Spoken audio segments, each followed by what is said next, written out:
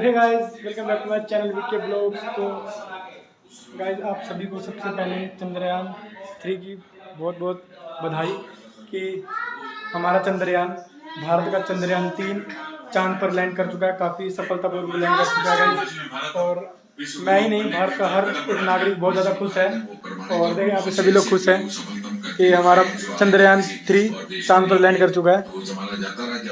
भारत की पेशा की जाती थी, विकसित देशों से सीख लेगा, अब दूसरे देश भारत की ओर देख रहे। तो गाइज, मैं ना थोड़ा लेट हो गया था, मुझे किसी काम से बाहर जाना था। तो गाइज, मैं अभी आया हूँ और जैसे मैंने टीवी ऑन किया और मैंने न्यूज़ लगाया, देखा गाइज कि हमारा चंद्रयान 3 हमारा चंद्रयान 3 चांद पर लैंड कर चुका है। बहुत ज़्यादा खुशी हुई मेरे को। और गाइज, मैं आपको बता दूँ, जब चंद्रयान 3 जब यहाँ से निकला था, भारत से निकला था 14 जुलाई को, एक्चुअली 14 जुलाई को जब भारत से निकला था, तो मैं सोच रहा था कि जल्दी से जल्दी 23 अगस्त आ जाए। तो गाइस, 23 अगस्त आज आ गई है और मैं बहुत ज़्यादा खुश हूँ कि चंद्रमा पर हमारा चंद्रयान 3 लैंड कर चुका, बहुत ही सफलतापूर्वक।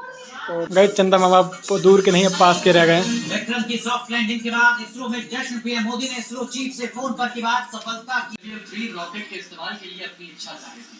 कंपनी इसरो के इस रॉकेट का इस्तेमाल कमर्शियल और स्पेस टूरिज्म के लिए करना चाहती थी। और अब जिस तरह इस रॉकेट की मदद से चंद्रमा के साउथ पोल पर उतरने में कामयाबी मिली है, ट्रांसपोर्टेशन कराने वाली दुनिया की कई बड़ी कंपनियां इसरो के इस रॉकेट की मुरीद बन सकती है। रिसर्च के लिए भारत से करोड़ों डॉलर में डेटा खरीद सकते हैं। इस डेटा की मदद से वो बिना चांद पर जाए अपनी रिसर्च कर सकते हैं, क्योंकि चांद की भूमध्य रेखा का डेटा तो अमेरिका, चीन और रूस के पास भी है, मगर साउथ पोल का डेटा सिर्फ भारत के पास होगा। भारतीय रोवर का यही डेटा बताएगा कि चांद पर पानी मिलता है तो उस पानी से ऑक्सीजन बनाई जा सकती है या नहीं बनाई जा सकती, क्योंकि तभी भविष्य में चांद पर बेस बनाने की उम्मीदें पैदा होंगी। अनुमान है कि भारत के सफल अभियान के बाद साल 2030 तक चांद पर 40 और 2040 तक 1000 एस्ट्रोनॉट रह रहे होंगे, जिसके लिए चंद्रयान 3 की रिसर्च काफी काम आएगी। कल को खतरा पैदा हो जाए तो क्या हम चंद्रमा के ऊपर ऐसे हालात पैदा कर सकते हैं जहां इंसान या जिंदगी बच सके? ये अल्टीमेट लक्ष्य है चंद्रमा को लेकर के, चांद को लेकर के हमारा। उन एक्सट्रीम टेम्परेचर्स के ऊपर क्या मटेरियल चाहिए होगा ऑपरेट करने के लिए, और अगर ऊपर नहीं है तो क्या क्रेटर्स में नीचे जाकर के हम बना सकते हैं ऐसी कॉलोनीज जहां इंसान सरवाइव कर सके, जहां जिंदगी पनप सके? ये सारे सवाल जो हैं ये हम क्रैक करेंगे। बेहद कम तापमान के कारण यहाँ की मिट्टी में जमा चीजें लाखों सालों से वैसी ही है। यहाँ की मिट्टी की जांच से कई नई चीजें सामने आएंगी। माना जा रहा है कि यहाँ पानी बर्फ के रूप में मौजूद हो सकता है। चंद्रयान 3 की रिसर्च से सौर परिवार की जंग, चंद्रमा और पृथ्वी के जंग के रहस्य जैसी कई बड़ी बातों का पता चल सकता है।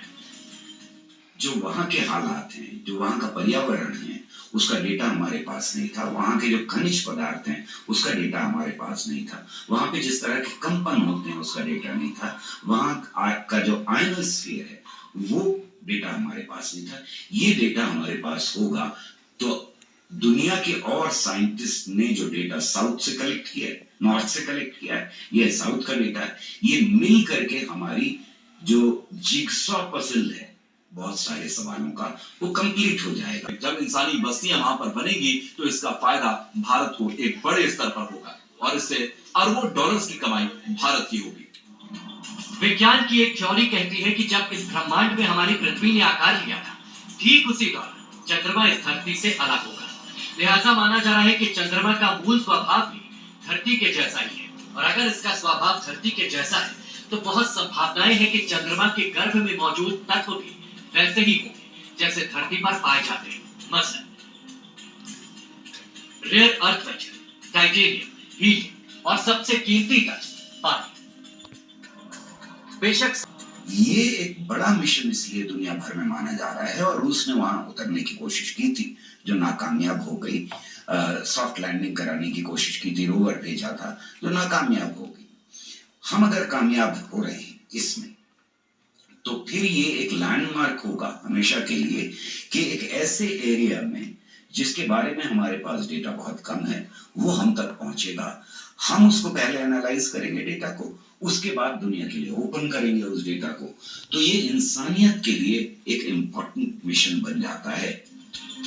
अनुमान की पर भी मौजूद है, लेकिन पहाड़ों और चट्टानों के अंदर बहुत ही मामूली रूप में है। और चांद पर टाइटेनियम की अपडेट आपको बता रहे हैं, भारत में सफलतापूर्वक मंजिल पर पहुंच गया हूं। ये ट्वीट भी किया था काफी देर पहले, इसरो की तरफ से ये ट्वीट किया गया था जिसमें ये बताया गया कि मैं मंजिल पर पहुंच गया हूं, भारत को बधाई। तो इस वक्त की बड़ी खबर आपको बता रहे हैं, मिशन चंद्रयान 3 सफल हो गया है, सफलता के साथ उसकी लैंडिंग हो गई है।